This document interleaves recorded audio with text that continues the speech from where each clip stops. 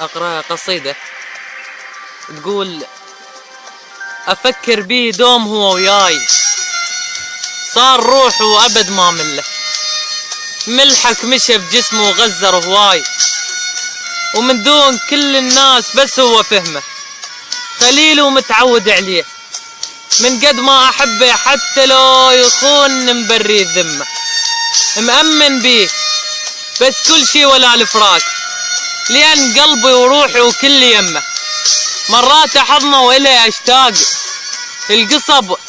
القصب بالنهر الماي يهمه، أنا ما أحب شي واحد بيه، أحبه كله وكل جسمه، مو كل من يعشق قال أنا حبيت، ولا كل رجل يلتزم بالكلمة، أنا ما منطي كلام بس روحي تمشي وياه، بدون ما أحس على العشق روحي تعلمه، صرت مدمن بيه كان بس هو بالكون، مرات أحكي ويا أمي وأصيح لها باسمه، كان عاشقك صدق وضاغط العشاق، وصعب اللي يريد عشقنا يهدمه، بدون ما أصفن أفكر بيه، دومه قدام عيون رسمه،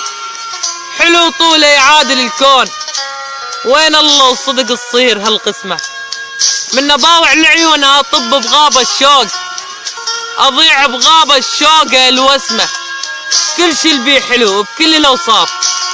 صعب اللي يوصفه ويحاول يرسمه، مو مثل اللي يحبون، احنا بينا أزمة ذوقنا كل ذكر إلنا نلمه، بذكرياتنا حاطين هواي أسرار، حتى العطر عدنا ذكرى نخاف يخلص ما نخلي منه، وحتى الورد لو لبعضنا نهديه نحتفظ بيه، من يذبل من ذبه وباليوم نظل 1000 مرة نشمه، نتغازل بالعيون احنا وساكتين، ما نحكي نخاف نغلط بكلمة، قلبي يفهم القلب وهو هم مثلي علي قلبه يعلمه، ما عوفه لين ما اقدر بليا، وشي قل حاضر صار وبالخدمة، مشى بدمه وصار لي اقرب انسان، واتمنى هو مثله وانا مشيت بدمه، انا وعدته بالعشق وياي يرتاح، ووعدته ذا حبني ابد ما ندمه، قلت لك تعيش وياي ملك مو انسان، بس اشر حبيبي واللي تريد انا فهمه، حالفين ابد ما نفرح الشمات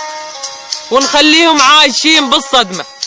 اخاف عليه من الهوى مرات، لان الهوى مرات يفكر يشمه،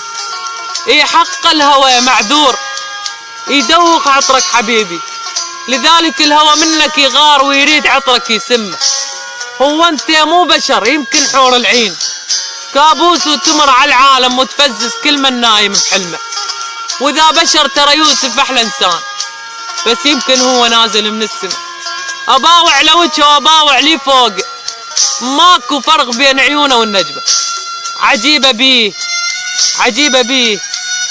في جمال يدوخ الحلوين، الكل يصيح لبيه من متنسي امه، شو مخلفه يصيحون ملك الجمال،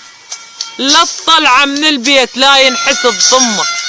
وانا جاوبهم اقلهم هذا عزيز الروح عايش بيه وبقلبي يسمه، هنيالك الي كلهم يقولون لو هيج لو ما تراد القسمه، وصرت اخاف عليه وضميته بالروح، عسل تنقط شفافه وورد ونسمه، وبس طلعنا انا وياه للبيت من الخجل حتى ثيابه وقعت من جسمه، وبس طلعنا انا وياه للبيت من الخجل حتى ثيابه وقعت من جسمه.